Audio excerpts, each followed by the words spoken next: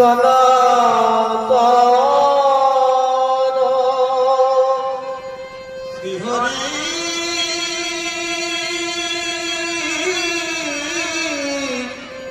ঠাকুর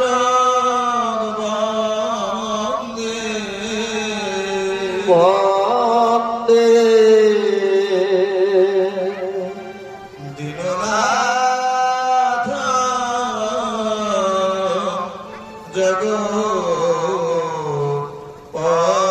জগৎপথে জগৎপথে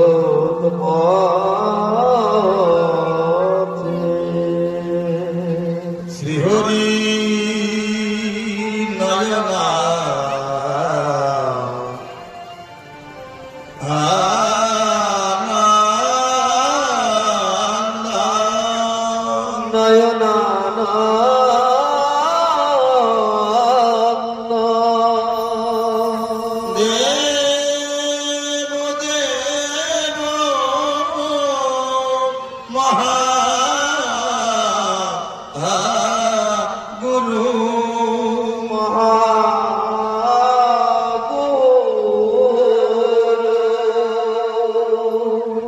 শ্রীগুরু চরণ বন্দে চরণ বন্দে সর্বসিদ্ধি প্রদায়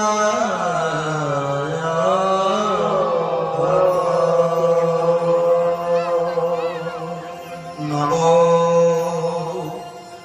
লোচন নন্দিনী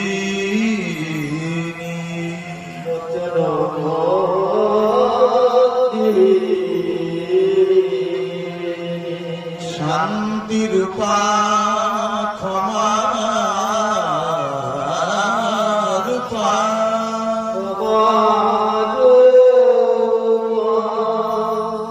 স্নেহ রূপ শুভ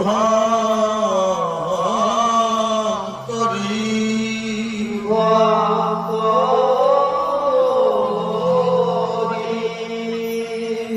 জগৎ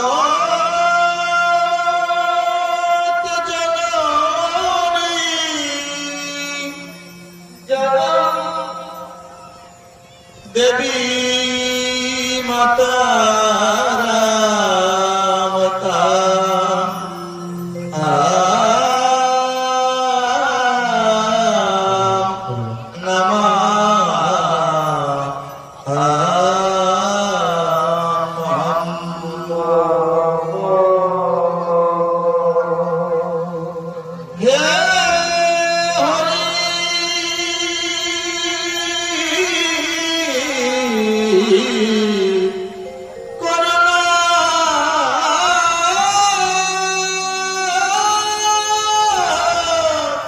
সিন্ধু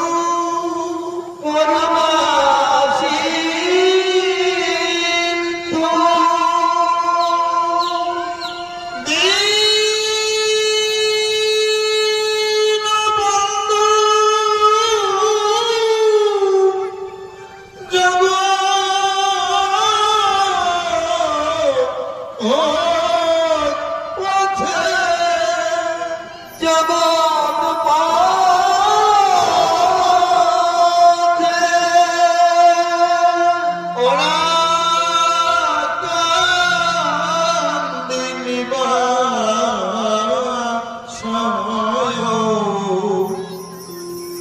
শান্তি হরি নমস্তুতে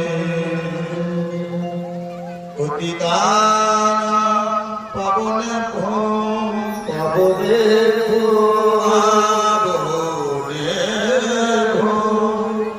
জয় গুরু সর্ব দেবানা সর্বদেবা শিব শঙ্কর রুদ্রেশ গুরু চন্দ্রয়েতে নমো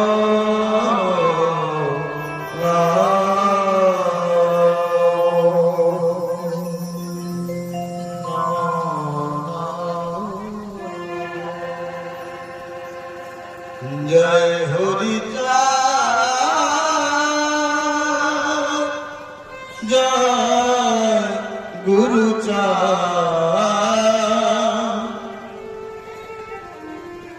পতিত তারাতে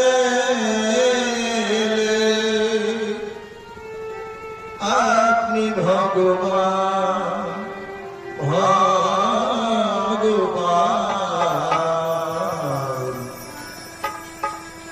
পতিত তারাতে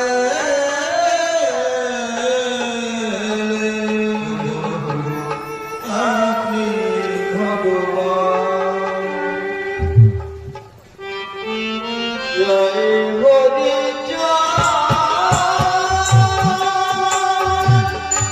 জয় গুরু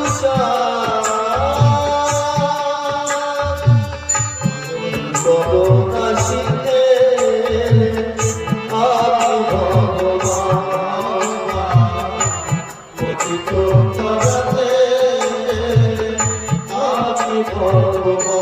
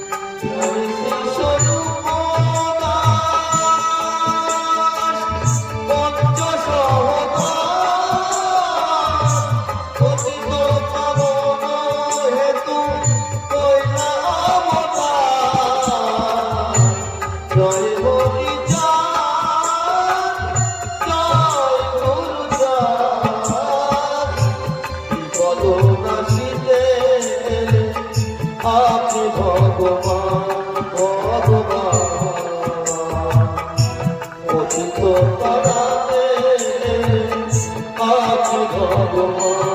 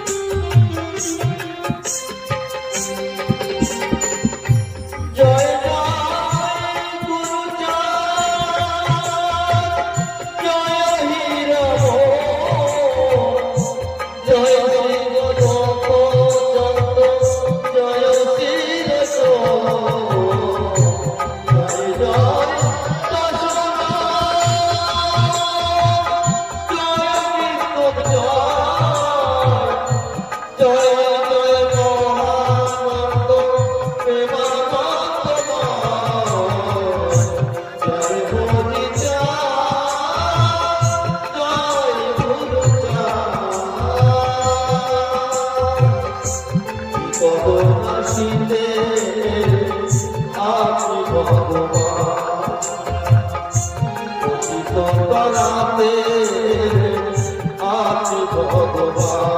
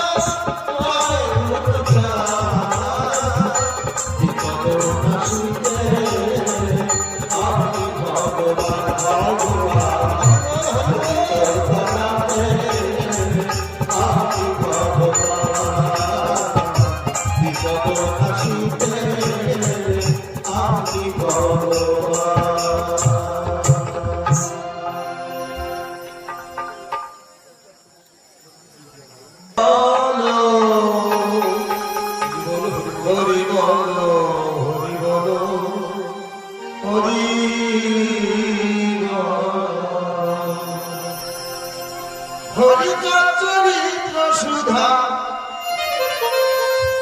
হরিচন্দ্র চরিত্র সুধা প্রেমের ভাণ্ডার আদি অন্ত নাহি যার কলিতে মোরা আদি অন্ত নাহি যার কলিতে মোরা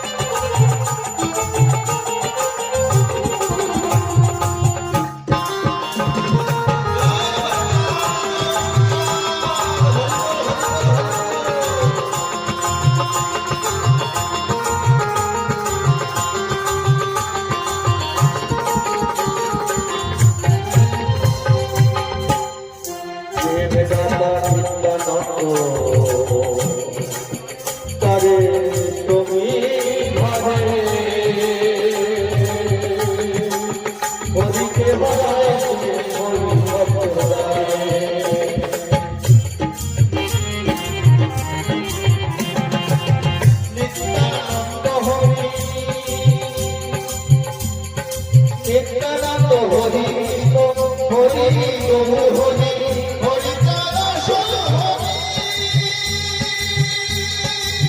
পূর্ণানন্দ হরি।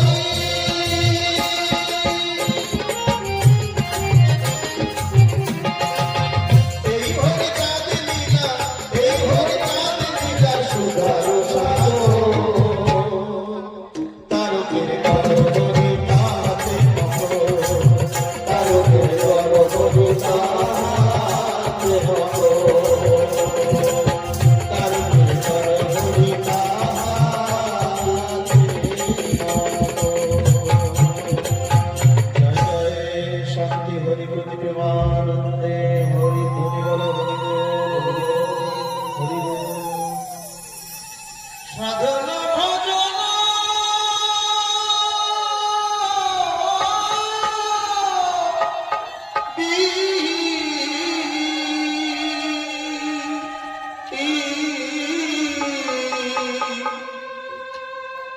অতি দিনমতি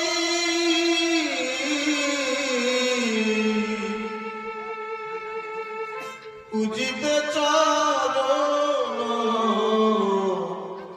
ভাব মনসামতি।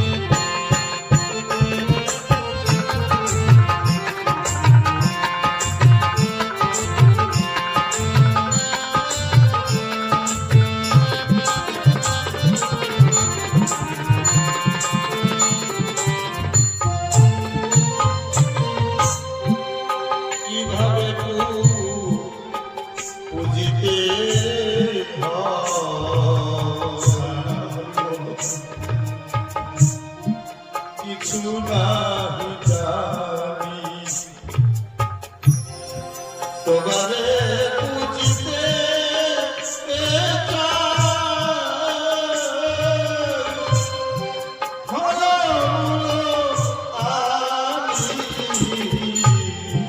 কিভাবে বুঝিতে কিছু নাহি জানি কিছু নাহি জানি তোমারে বুঝিতে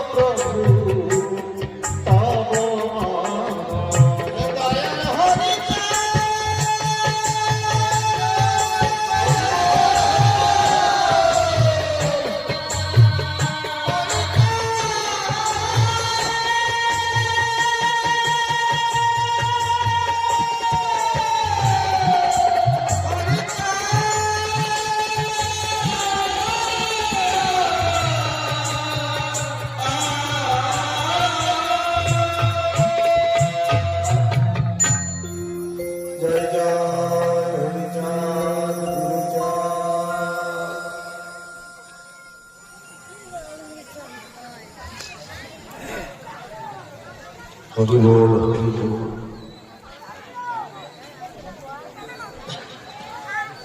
হরি বল হরি বল হরি বল হরি বল।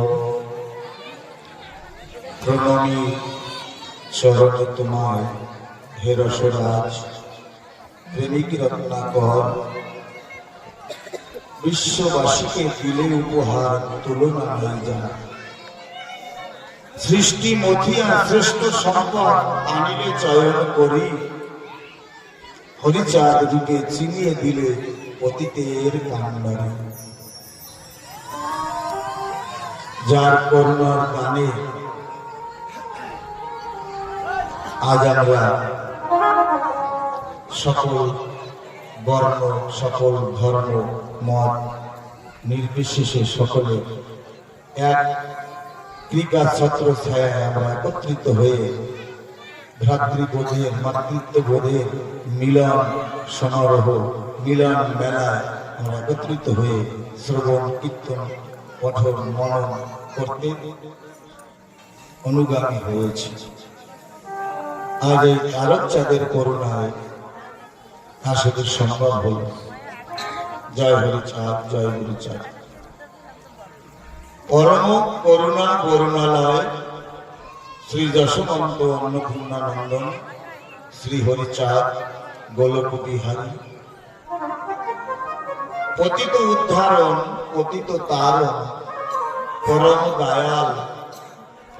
দয়াল দাতা শিরোমণি, দয়াল মুক্তি বারিধি শ্রী গুরুচাঁদের মহা অনুকম্পায় শ্রী শ্রী শান্তি হরির হৈতিকি করুণা মধ্যবিত্ত হেমন্তে এই ভজননিষ্ঠ অনুরাগনিষ্ঠ এই পবিত্র ব্রত মাসে সুদূর মালকানগিরি উড়িষ্যা, তার মধ্যে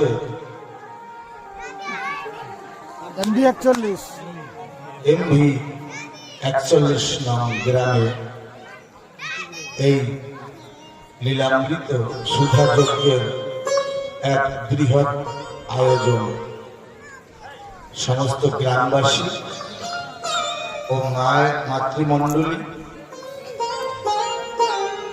আপনাদের পূর্বপুরুষের স্মৃতি বিজড়িত গুরু কৃপাকে কেন্দ্র করে হরিনাম সংকীর্তন ভক্তিযজ্ঞ শ্রী শ্রী লীলামৃত সুধা বা লীলাকথা পরম আয়োজন।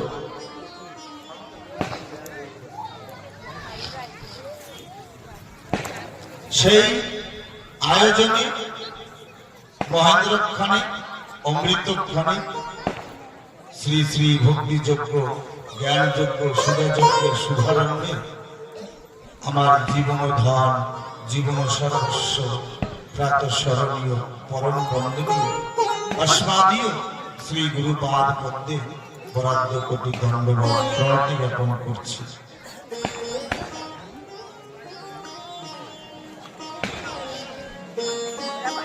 সমাগত লীলামৃত অনুরাগী পরম সাধুজন শুদ্ধ ভক্তগণ হরি গুরুচাঁদের একান্ত প্রিয় পাত্রগণ শ্রদ্ধাশীলা ধর্মশীলা কল্যাণিয়া মাতৃমণ্ডলী সকল ভক্ত মাতার চরণ অভাগা দীন সন্তানের ভক্তিপূর্ণ প্রণাম।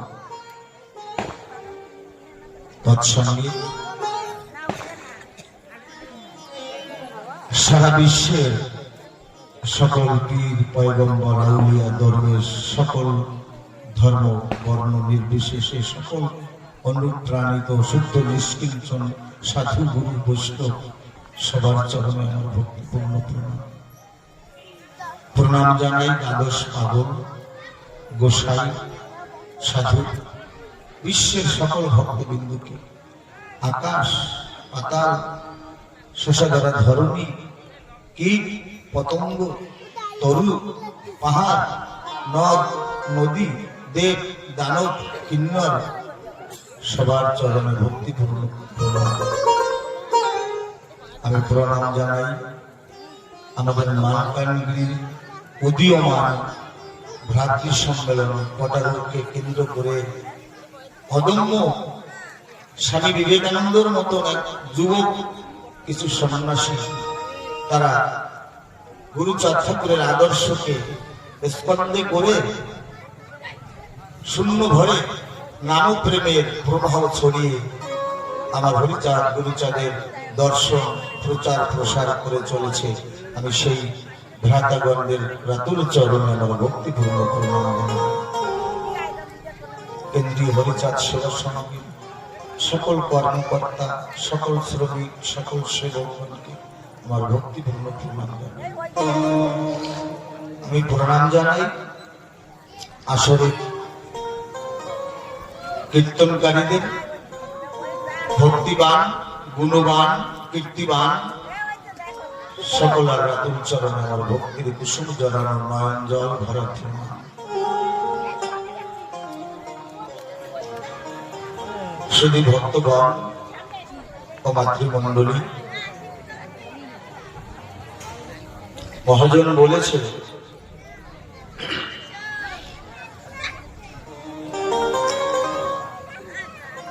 শ্রীকৃষ্ণ বলেছিলেন, হে পার্থ হে অর্জুন, রণাঙ্গনে যত বীরগণ যত আত্মীয়গণ এদের কিন্তু আগেই আমি মেরে রেখেছি।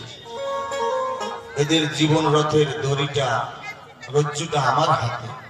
আমি যদি সুতোটা ছেড়ে দেই কাঠের পুতুলের মতন মাটিতে পড়ে যাবে।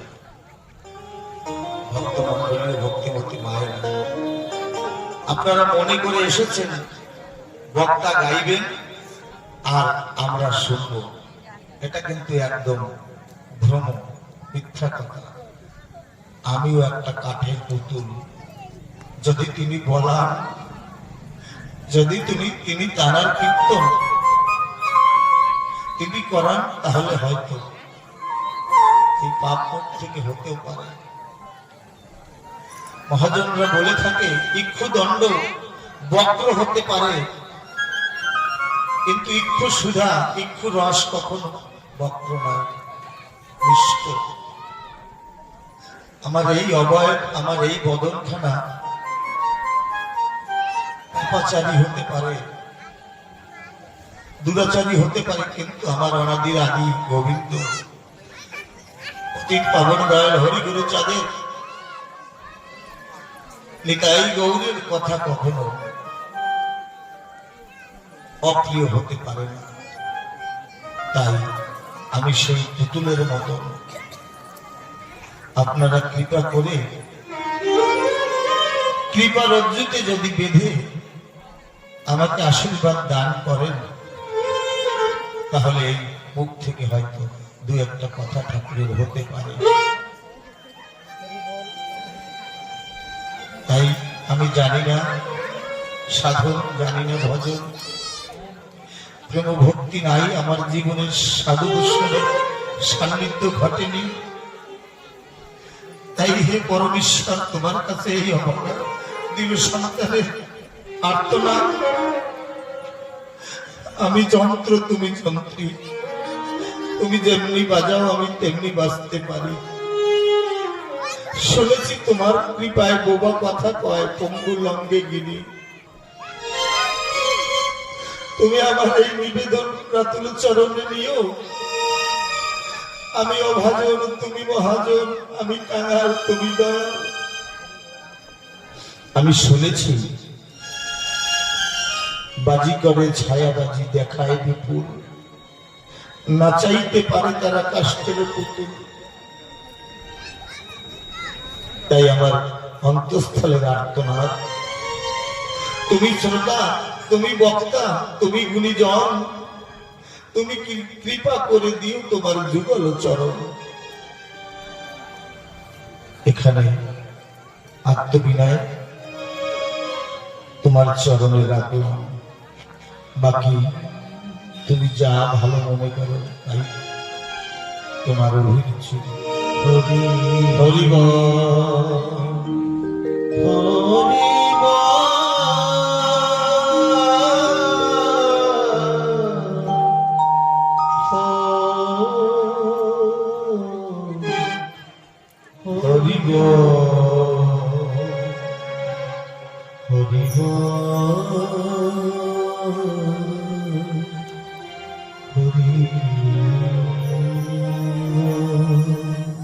বড় কষ্ট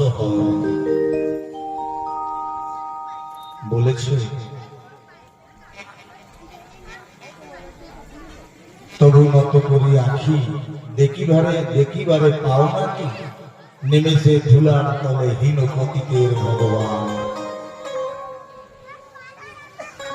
দেখিতে পাও না তুমি, মৃত্যু দূর দ্বারা এসে দাঁড়ে, অভিশাপ আঁকে দিল তোমার জাতির অহংকার।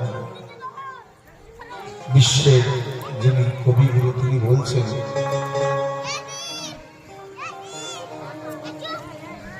অন্তরে শতাব্দী ধরে নামের শিরে অকস্মাৎ ভাব মানুষের নারায়ণে তবুও কয় না নমস্কার। এই মানুষরূপী নারায়ণকে আমরা নমস্কার করি না, শ্রদ্ধা করি না।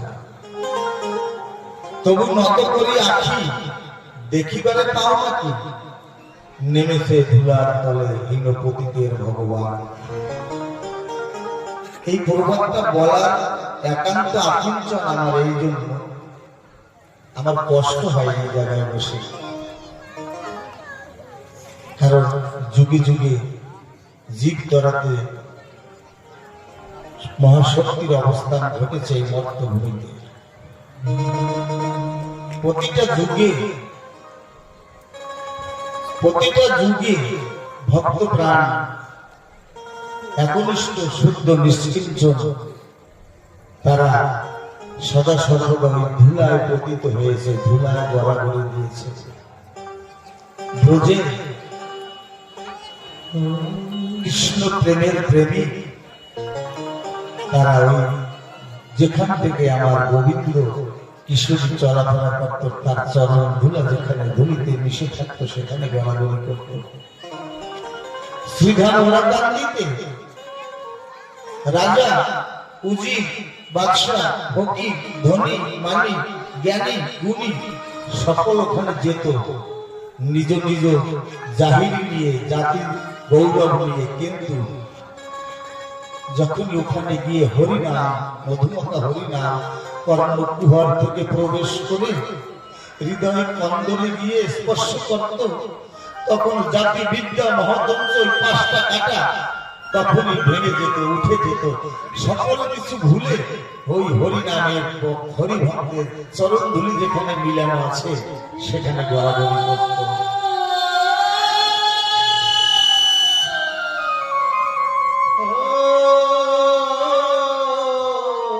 আমরা জেনে থাকবো জয় হরিচাঁদ, জয় হরিচাঁদ। শ্রুতি স্মৃতি তাতে যদি একটু বিক্ষোভ ঘটে ক্ষমাসুন্দর দৃষ্টিতে দেখবেন, সকল কিছু তার ইচ্ছা।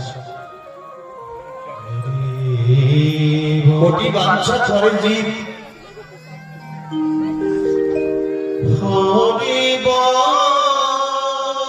নিজ ইচ্ছা মতে, কোটি বাঞ্ছা করে জীব নিজের ইচ্ছা মতে, কিন্তু আমরা জানি না তার ইঙ্গিত ভিন্ন একটা পাতাও নড়ে না। তাই তার যা ইচ্ছা হবে তাই আমরা গ্রহণ করব। আজকে উচ্চ আসন আমরা জেনে থাকবো সনাতন ধর্মের একটা কনফারেন্স, বড় একটা সভা বসেছিল আজ থেকে বহুকাল আগে চিকাগো শহরে। সেখানে আমাদের এই ভারত ভূমি থেকে স্বামী বিবেকানন্দকে গুরুদেবের আদেশে, রামকৃষ্ণ পরমহংসদেবের আদেশে এই সনাতন ধর্মের পক্ষ থেকে সেখানে গিয়েছিল। সেখানে গেলে 5টা দেশের সাংবাদিকরা স্বামীজিকে আসন দিয়েছে বসার জন্য, কিন্তু স্বামীজি সেই উচ্চ আসনে বিরাজমান হন নাই, বসেন না।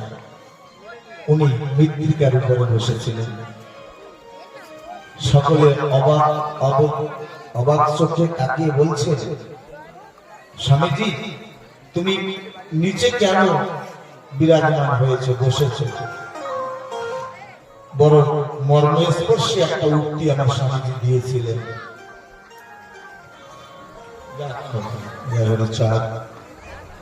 সেই উক্তিটা কি? স্বামীজি বলেছে, আমি উচ্চ আসনে যদি বসি কখনো যশ মান প্রতিষ্ঠা পবন এসে আমাকে নিচে ফেলে দিতে পারে, কিন্তু যদি মাকে স্পর্শ, মায়ের কোলে যদি বসি, জগতে এমন কোন শক্তি নাই, এমন কোন আচরণ নাই যে আমাকে মায়ের কোল থেকে ফেলে ফেলে আমার বড় সাপ জাগে ওই ভক্তরূপী ভক্তের চরণ, আমার মা সম, মাতৃপুরু সম, আমার এই তুচ্ছ জীবন যদি ভক্তের চরণ ধুলার তলে আমি বিলিয়ে দিতে পারলাম, আমার তাহলে মনসার পূর্ণ হতো। যাই হোক, তোমার যা ইচ্ছা। সেখানে দাঁড়িয়ে আমার কবিগুরু বলন দিয়েছে, আমার মাথা নত করে দাও তোমার চরণ ধুলার তলে, চরণে নয় চরণ ধুলার তলে, সকল অহংকার হে আমার ডুবাও চোখের জলে। জগতে অহংকার দূরীভূত করার একটাই পন্থা, আর শুধুমাত্র একটাই পন্থা, শুধু চোখের জল। চোখের জলে যেমন অহংকার দূরীভূত হয়, আর কোন বস্তু নাই। জ্ঞান, বিদ্যা, রূপ, যৌবন, মহতংস কোন বস্তুতে অহংকারকে দূরী করা যায় না, শুধু চোখের জলে। তাই কবিগুরু বলেছেন, আমার সকল অহংকার হে আমার ডুবাও চোখের জলে। কি বললেন? নিজেরে করিতে গৌরব দান, নিজেরে কেবলই করি অপমান। আমাকে বড় করতে আমি নিজেকেই অপমান করে চলেছি।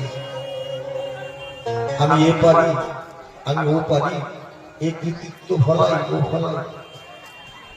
রশ্মিকর্তা বলছে, আমি কি আমাতে আছি? আমি তো আমার মধ্যে নাই। আমি কি আমাতে আছি? হ্যাঁ বাবা, আমি কি আমাতে আছি? হরি চাঁদের রূপে নয়ন দিয়ে হারের ঘরের বাহির হয়েছে।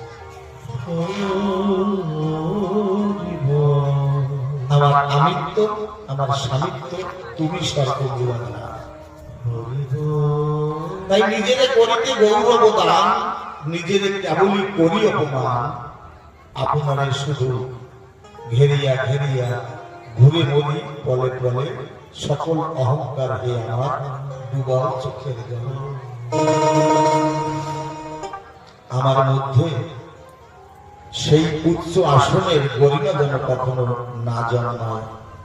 সকল ভক্ত প্রাণ ভক্তিমতী মায়েদের চরণে আমার বিনীত নিবেদন। আমার মাকে আমি প্রচন্ড বিরক্ত করতাম, প্রচন্ড চঞ্চল ছিলাম আমি ছোটবেলায়। আমি কোনোদিন ভাবিনি জগৎবাসী এত ভালোবাসা আমার মতো অভাগা অঞ্চলে ঢেলে দেবে, আমার ঠাকুর আমাকে এত আদর করবে আমি কোনোদিন ভাবিনি। আমি এখন বুঝতে পেরেছি, আমার আমাদের আদি গোবিন্দ বলছে না, কোন ভক্ত যদি এক পা আমার দিকে অগ্রসর হয় আমি তার দিকে 100 পা অগ্রসর হই। দীননাথ আরো বলেছে, কোন ভক্ত যদি আমাকে একটু ভালোবাসে তার জন্য জগতের ভালোবাসা এনে তার চরণে ঢেলে দিই। আমি তো তোমাকে ভালোবাসতে পারিনি, আমি কাজ চাইতে হীরা পেয়েছি, এত হলো না, এত দয়া তোমার।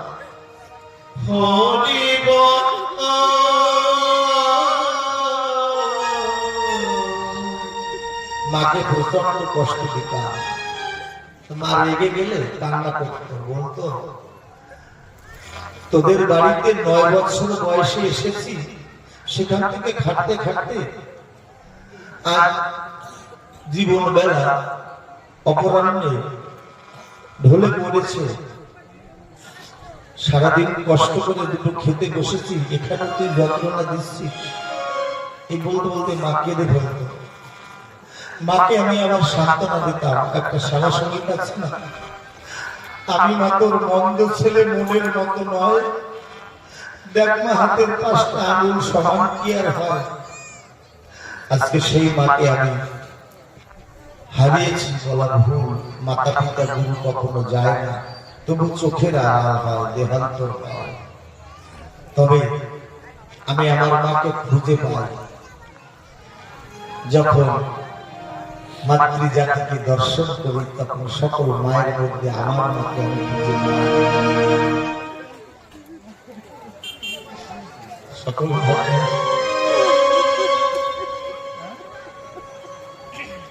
নইলে কি আর পাগল হয়ে অমনি করে গান গায়। সেই মায়ের কাছে, আমার মায়ের কাছে আমার গরিব, আমার মধ্যে যেন কোনদিন এই অহংকার না জন্মায় যে আমি অনেক উপরে উঠেছি। আমার গোপাল সাধু একটা কথা বলতেন, জগবন্ধু মিশ্র একটা কথা বলতেন, মনে মনে ভাববি এই জগতের কি বা পারি আমি, এই জগতের কি বা বুঝি, কি বা পারি, এই যদি তুই ভাবতে পারিস তাহলে তোর ওজন হবে ভালো। সবই তোমার, তুমি যেমনি চালাও আমি তেমনি চলি। সকল ভক্তবৃন্দ ভক্তিমতী মায়েদের কাছে প্রথম চরণে আমি এই নিবেদন জানাই, এই অহংকার যেন আমার মধ্যে নিয়ে আসে। একটা কথা বলে না, মানুষের উদর যদি বড় হয়ে যায়, পেট যদি মোটা হয়ে যায় আর অহংকার যদি বাড়ে, তাহলে কিন্তু ভাই ভাইয়ের মিলতে মাঝখানে এই অহংকার আর ওই পেটটা এসে বাধা প্রাপ্ত হয়। তাই আমার যেন তেমনি অহংকার পেট না বড় হয়। জয় হরিচাঁদ, জয় চরিত গুরুচাঁদ, হরি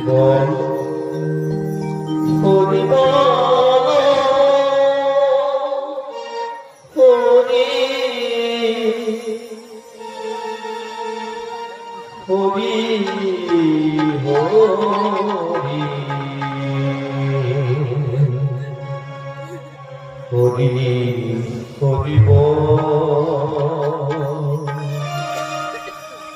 হরি বল।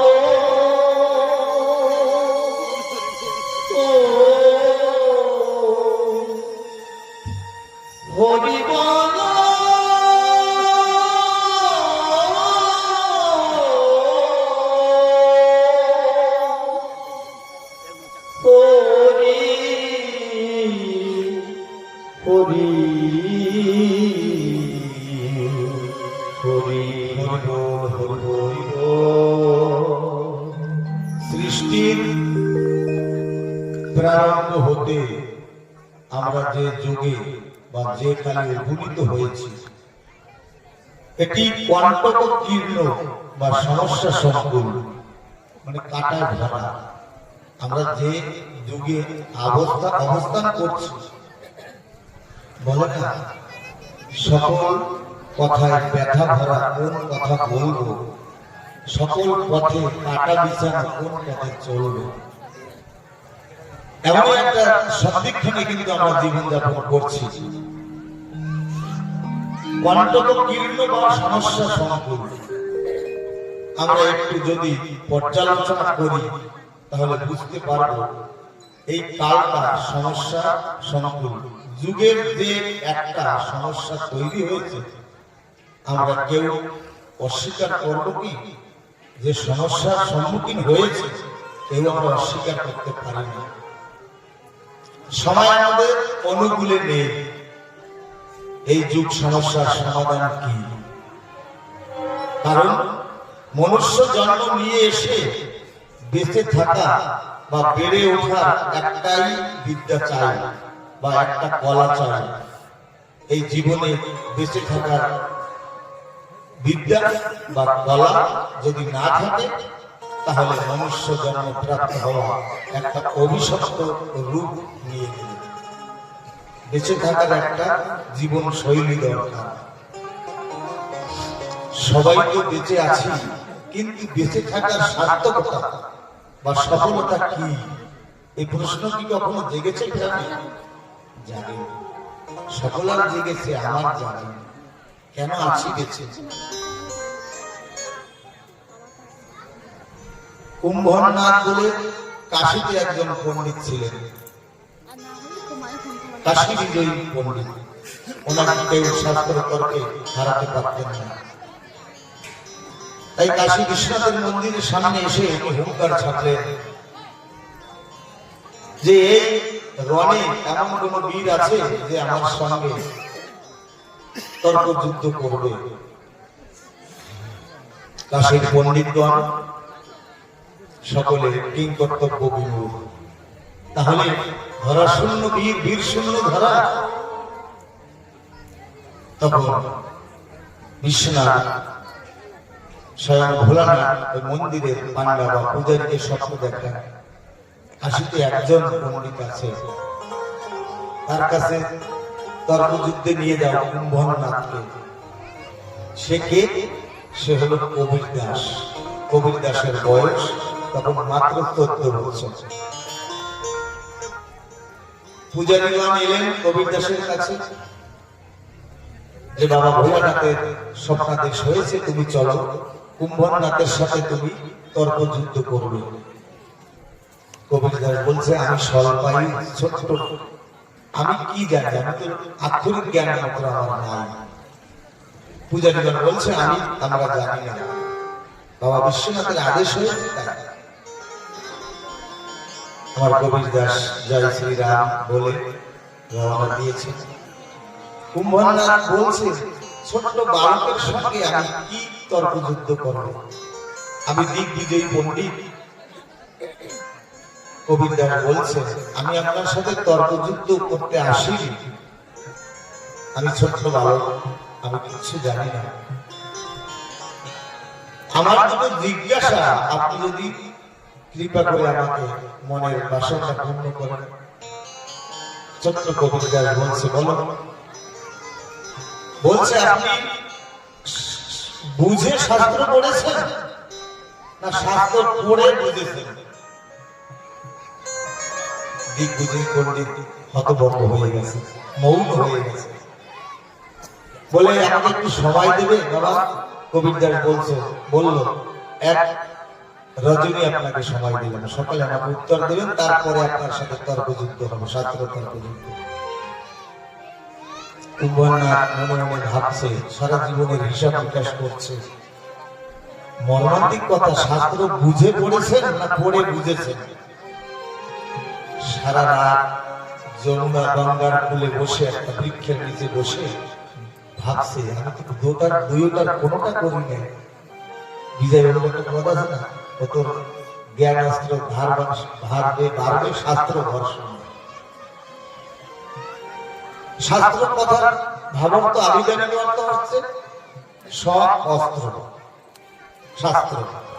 এইবার অস্ত্র দিয়ে অগাধ জ্ঞান হয়ে গেলে নিজের অস্ত্রে নিজেই কর্তন হই, আবার এই অস্ত্র দিয়ে আরেকজনকেও আমি হত্যা করি, হেয় করি। এ হলো শাস্ত্র কথার তাৎপর্য। গ্রন্থ, গ্রন্থি মানে গীত, রশিদিতে গীত পড়ে না, ওকে বলে গ্রন্থ। যে গ্রন্থ পড়লে মনের আধাররূপী গীত না বলে সে গ্রন্থ গ্রন্থ না। তাহলে কুম্ভনাথ ওই একটা বৃক্ষের নিচে বসে ভাবছে কোনটা সঠিক, শাস্ত্র বুঝে পড়েছি না পড়ে বুঝেছি। এই ভাবতে ভাবতে কিছু সময় পরে যখন গভীর ঋষি হানা দিয়েছে, তখন ওই বৃক্ষের শাখায় শাখায় মানুষের শব্দ সরবল শুনতে পাচ্ছে। কুম্ভনাথ বলছে, তোমরা কারা?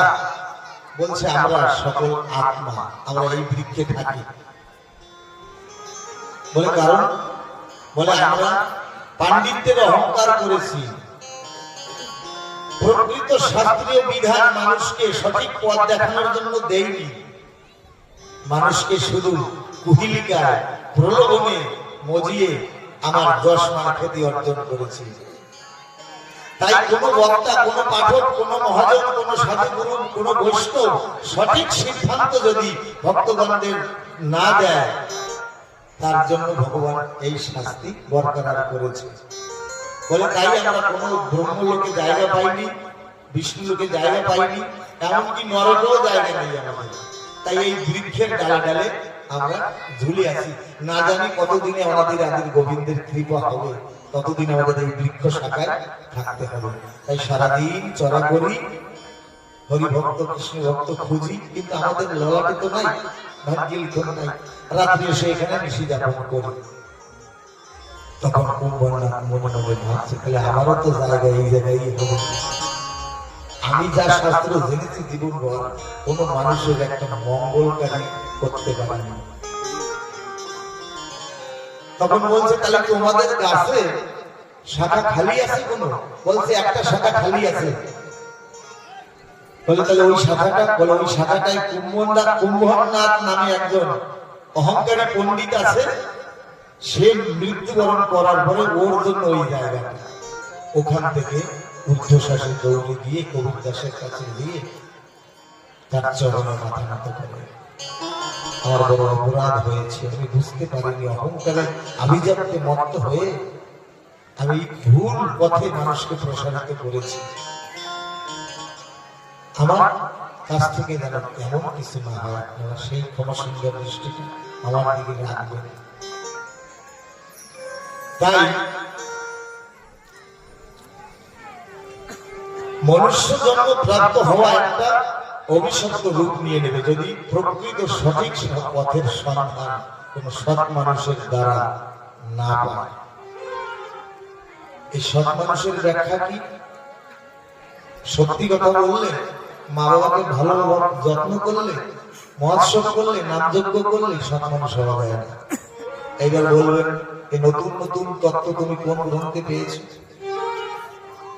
যদি সতের সান্নিধ্য পাওয়া যায় তাহলেই সৎ হওয়া যায়। সাধু সঙ্গ, সাধু সঙ্গ, সাধু সর্বশাস্ত্রে কয়, সাধু সঙ্গ লভ মাত্র জীবের মোক্ষ প্রাপ্তি হয়। এই যে লভ শব্দটা, 1 সেকেন্ড ওকে 11 ভাগ করলে ওর 1 ভাগকে বলে লভ। সাধু সঙ্গ এমন একটা পরম বস্তু, পরশপাতর যদি লোহায় স্পর্শ করানো হয় 6 মাস লাগে নাকি সোনা হতে? 1 লবে 1 পলকে সোনা হয়ে যায়। যদি শুদ্ধ নিষ্কিঞ্চন সাধু ভক্ত বৈষ্ণব জীবনে আসে, দর্শন মাত্র গঙ্গার পরশ হলে পশ্চাতে পাবো। তারপরে বাবা সাধুগুরুর দর্শনই তখনই পবিত্র হওয়া যায়। সাধুর গুণ কি জায়গায় বলা? সাধুর শুদ্ধ চিত্ত অন্তর খোলা। এই সাধু যদি দয়া করে দিলে গৌর দিতে পারে।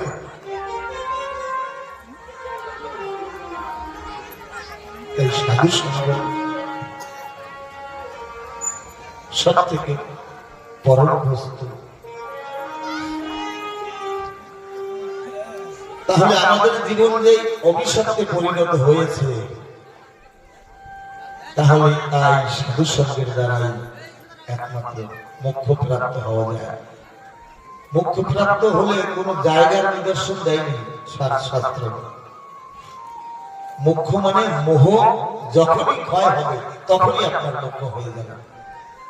এখন আমরা মায়েরা, বাবারা সকলেই কিন্তু আমরা মোক্ষে আছি, কিন্তু এই মোক্ষটা আমাদের শ্মশান বৈরাগ্যে পরিণত হয়ে যায়। শ্মশান বৈরাগ্যটা কেমন? শ্মশানে যখন যায় সব দেহ অন্তর্জলি করার জন্য, যখন অগ্নি প্রজ্বলিত করে দেয় মরা দেহকে, অগ্নি সঞ্চার করে, তখন মনে মনে কত বৈরাগ্য আসে। না, আর অযথা মানুষের মনে বাক্য বাড়ে আঘাত দেব না। আর ভাইয়ের সাথে যে ঝগড়া করেছিলাম ওই জমিটা নিয়ে, আর ভাইয়ের সাথে ঝগড়া ঘটাবো না, কারণ ফেলে সব যেতে হবে। 2 দিন পরে আমারও তো এই অবস্থা হবে, আমি আর এই দুষ্কর্ম আর করবো না। যে শ্মশান সীমানার বাইরে আসি, যা তাই তাই। উত্তর ভারত থেকে, আজকের কথা নয়, আমার হরিচাঁদ ঠাকুর জীবদ্দশায় কালে শুনেছে ওই সামান্য কোণে পুষ্পবন্ত যুগে আমার ঠাকুর নাকি এসেছে, রাম ভক্ত এসেছে ওখান থেকে, এসে ঠাকুরকে পেল না। শুনেছে ঠাকুরের একনিষ্ঠ, ঠাকুরের ময়না পাখি, ইচ্ছাধারী তারক ভাগবত বলে একজন ভক্ত আছে, জয়পুরে বিরাজ করে। ওখান থেকে ছুটে জয়পুরে এলো। গ্রামবাসীদের জিজ্ঞাসা করছে, আচ্ছা তারক বলে কোন লোক আছে হিন্দি ভাষায়? মায়েরা বলছে আমাদের গ্রামে একজন মৃত্যুবরণ করছে, তাকে সৎকার করার জন্য শ্মশানে গিয়েছে। ছুটে গ্রামের বাইরে শ্মশানে গেলেন, গিয়ে মনে মনে ভাবছেন এর মধ্যে তারককে কি করে বুঝবো, কি করে চিনবো। আবার ফিরে গ্রামে ঢুকলো, মাকে জিজ্ঞাসা করলো তারককে? বলছে ওনার মস্তকে ঝুটি বাঁধা, কেশ লম্বা, হরিনামের অশ্রু বিগলিত হচ্ছে সদা সর্বদা। এই নিদর্শন নিয়ে যখন শ্মশানে এলো, শ্মশানে এসে দেখে সকল শ্মশান যাত্রীর মস্তকে ঝুটি বাঁধা, কেশ লম্বা, সবার চোখ দিয়ে হরিনামের অশ্রু বহির্গত হচ্ছে। আবার ফিরে এসেছে, বলছে সবাই তো তারক। মায়েরা কিং কর্তব্য বিমূঢ় হয়ে, এক মা বুদ্ধিমতী ওখানে বলল, যে মানুষটা দেখবে মাথায় অগ্নি প্রজ্বলিত সেই তারা। শ্মশানে গিয়ে দেখি কারোর মাথায় অগ্নি, সবার মাথায় অগ্নি জ্বলছে, তখন মানুষটা দিশাহারা হয়ে গেছে, সবাই তারক। তাহলে একটু অপেক্ষা করে যখন শ্মশানের বাইরে এসেছে, তখন দেখে এক একজন শ্মশানের বাইরে পা দিচ্ছে, অগ্নি ধূপ করে বন্ধ হয়ে যাচ্ছে, কিন্তু আমার তারকত্তার অগ্নি আরো বন্ধ হয় না। বাবু বলছে হরিপ্রেমের বিরহ অগ্নি একবার যদি কারোর জলে, ধন সম্পত্তি ঐশ্বর্য বিষয়ের নামে মিলতে পারে, কিন্তু অজস্র চোখের জল মেরে তার হরিপ্রেমে, কৃষ্ণ প্রেমে সে কেঁদে মুখ ভাষায় সদা সর্বদা হরিব।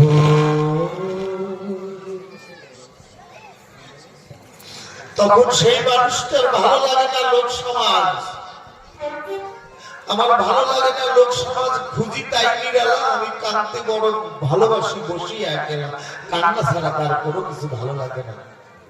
এখানে এসেছি মাধুর্যের ভক্ত, মুখের মুখ যখন মিশিয়েছি, মুখের মধ্যে অনুভব করছি একটা বিরহ অগ্নি জ্বলছে, অগ্নিতে পুড়ে যেন কেমন তার আত্মারা, তার হৃদয়টা ছাই হয়ে যাচ্ছে, ছাই হয়ে এই আখির তার দরজা দিয়ে অশ্রু হয়ে বহির্গত হচ্ছে। কত সময় জড়িয়ে ধরার পরে মনে হলো যেন কত জনমের একটা সান্ত্বনা অনুভব করছি। আমার তারকেশ্বর ভক্ত সবার দেহে, সবার আত্মায় হরি প্রেমের, কৃষ্ণ প্রেমের সেই বিরহ অগ্নিটা জ্বলছে। হরি বল, হরি বল, হরি হরি বল, হরি বল,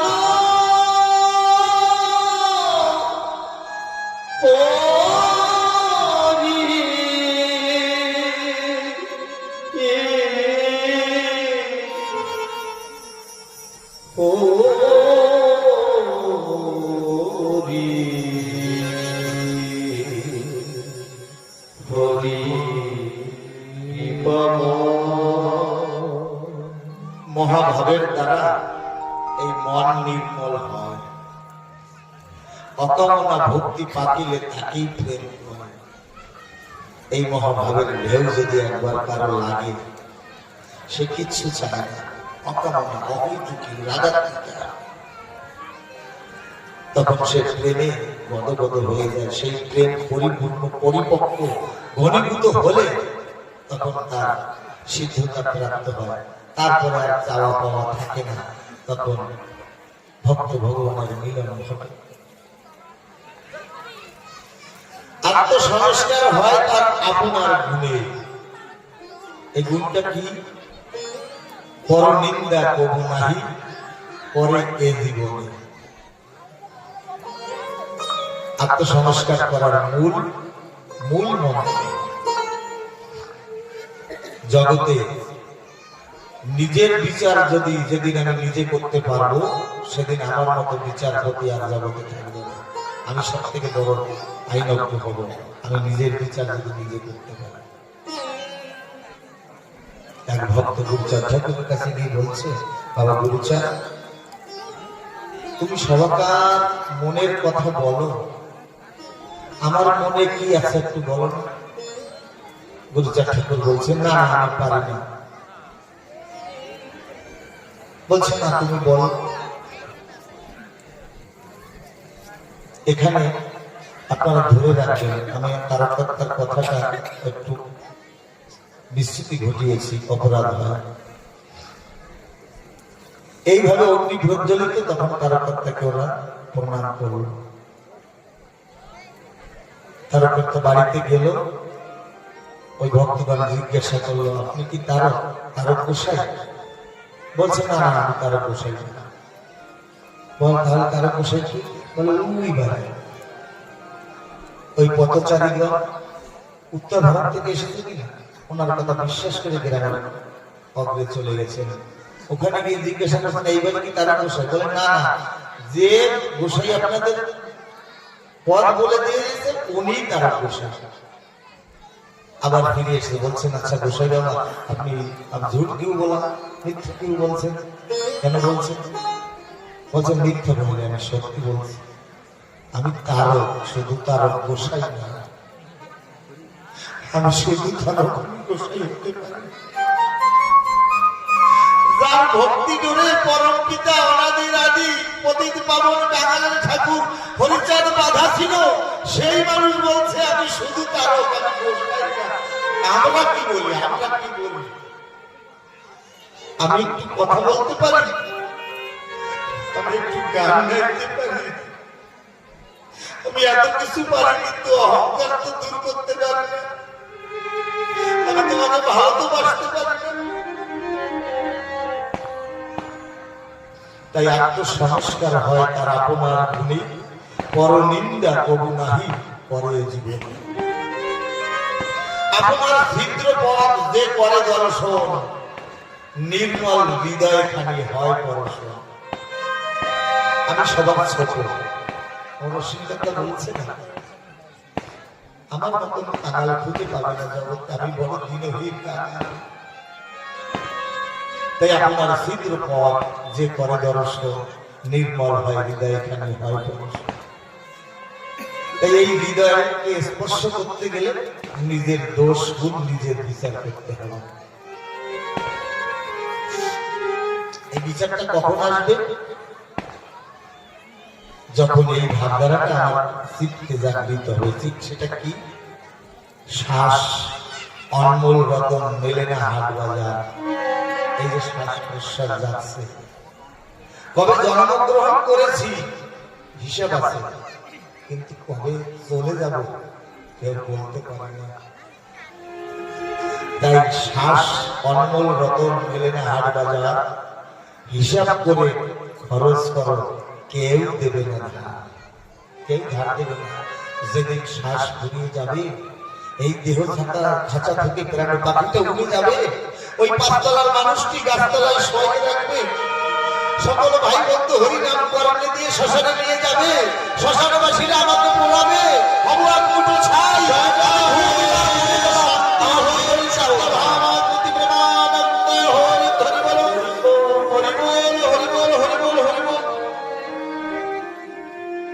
তাই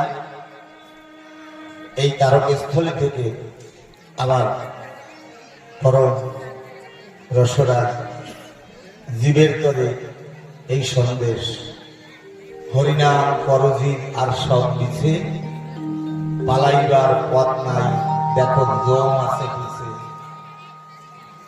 পালানোর জায়গা নাই। হরিনাম যদি মনের মতন করা যায়, প্রহ্লাদ দুর্গ মহারাজ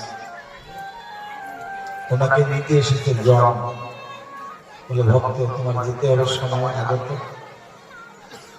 এই ওই স্বর্গ রথ নিয়ে এসেছে।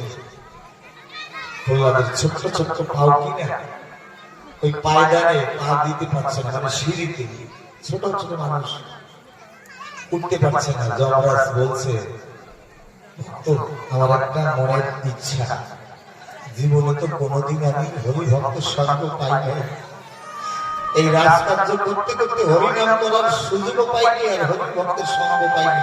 আজকে মনে বড় সাধ জেগেছে, তোমার ওই রাতুল চরণ খানা আমার মস্তকে দাও, আমার মস্তকে তোমার ওই রাতুল চরণ দিয়ে তুমি সরকার আরাধন রাস্তায় উঠো।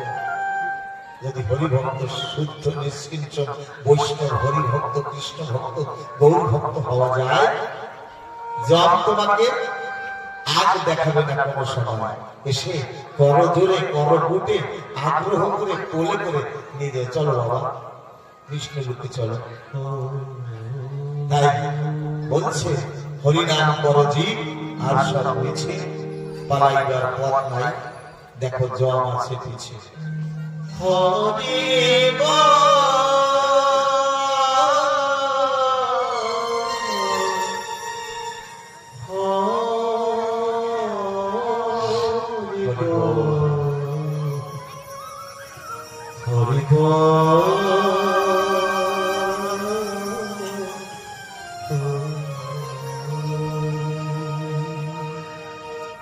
একটু দর্শন সিদ্ধান্ত এ লীলা অপরম্পরা, তাই একটু লীলার মধ্যে যাই।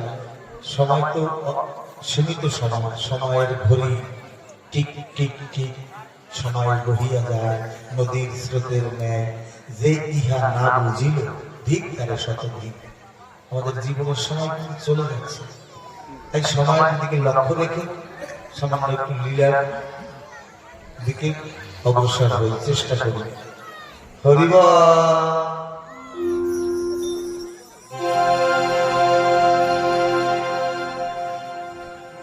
হরি মোর পতিত পাবন, হরি মোর জীবন